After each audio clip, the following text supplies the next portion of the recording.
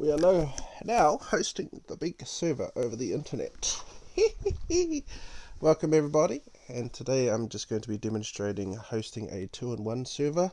Well, it's several servers, but it's mainly two servers, the two main servers in the one unit, and over the internet. So without further ado, let's get into it.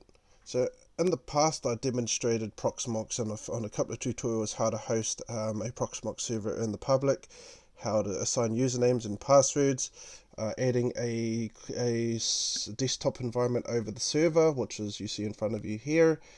So now we're going to be putting all those into one. So we're going to have the Proxmox side of things, so that's the virtual machine side, which we see in front of us. So now I use this in production because on a couple of tutorials back I had said that I wanted to use this computer for business. It is now officially set up for business, and also hosting files here, because in these folders here, these content in them, they get deleted from other sites, storage or social media sites. So now I'm hosting an HTTP server here as well. So yeah, everyone knows the Proxmox side of things. So if we go into the all-in-one PC, this is me as root directory. So I have overall seeing over what's going on.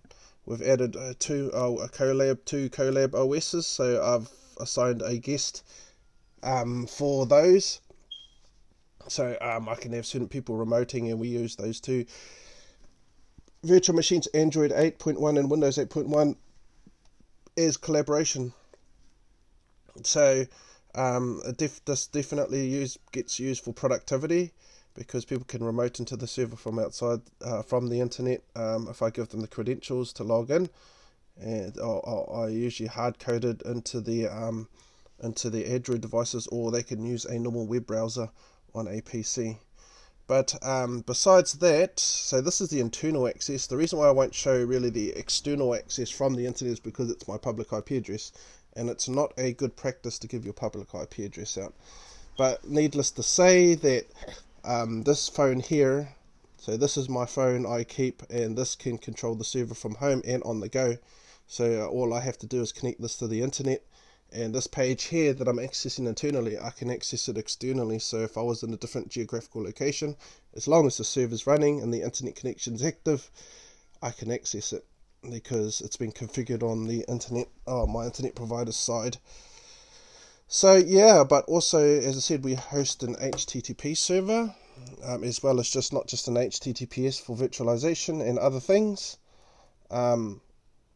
I can also host multiple servers, also virtual servers, on this one site as well, with a better IP table configuring. And yeah, but we'll look at, besides the virtual machine and the virtualization side of it, which what do you call it? I've got a few VMs for work and also my parents. We have an HTTP server. So if we open up a web browser, I'll show you the internal access to it. So just let me, oops, what's happening here? Oh, here we go. I just gotta quickly do the account thing. I just won't show it. So now we have a web browser, Google Chrome. So now what I'm going to do is I'll log in using the internal access. So if we go Control L, so you don't even have to enter HTTP. You just got to enter the IP address.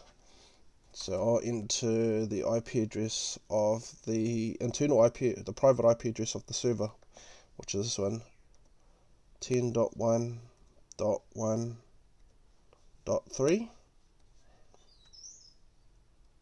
And since we're accessing it through HTTP, yeah, this is the second server. So if we do all this correctly, as you see here, we've got a thing here called index of slash, and then these two folders here. So these are the folders that are hosted in this directory here. So for an example, if I just grab my mouse on the server, and what I want to do is I want to double click where it says hosted files. So as you see, these are the two folders here: documentaries and videos, and truth on and integrity research docs, group research docs. On the webpage, we've got the same thing. We've got documentaries, videos, and truth on integrity research docs. So I can now share information from my house. I don't have to rely on sites that ban me all the time, like Google Drive and other sites like that, because they sort of ban you for certain content that you share through their platform. And while there's a saying that once you upload things to servers, whether that's Facebook or Google Drive or whatever, the content is technically no longer yours, even though you have access to it. But with this setup, I have full control. I can host whatever I want. I make the rules because I control the server. And that's pretty much what I'm encouraging people these days to do, is to start getting into self-hosting, because the way things are going now, and the way that social media is going with banning alternative subjects or alternative information regarding and alternative narratives, self-hosting it is always a good thing.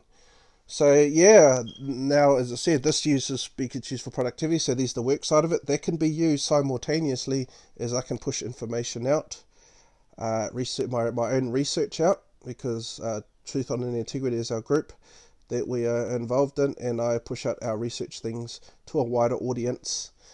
And yeah, so this is just demonstrating the internal access, but this can also be accessed externally. So rather than entering the internal IP address of the server, you just have to enter my public IP address, and you'll just get the same page. But as I said, for this demonstration purposes, I won't be showing my public IP address, because it's not a good practice to give out your public IP address, especially if you've got hackers out there that want to try and cause you harm. But I still push my information out through this method to certain people that are ready for it. So, yep, just thought I'd demonstrate 2-in-1 server, a Proxmox VE virtual environment, so that's still the same, and a HTTP Apache server that you can pretty much host any files on. And as long as this is dedicated as a DMZ device, which 10.113 is, so any device I'll put in 10.113 that's connected via LAN will automatically go to the internet and be accessible, as long as you know the port numbers that you're accessing, and all that, and stuff like that. So and that's easy to do as long as you know what you're doing in the firewall settings. But yeah, I just thought I'd demonstrate hosting a 2-in-1 server from home, and how I've actually made it work for me. But until next time, you have a good day, guys, and choo-choo.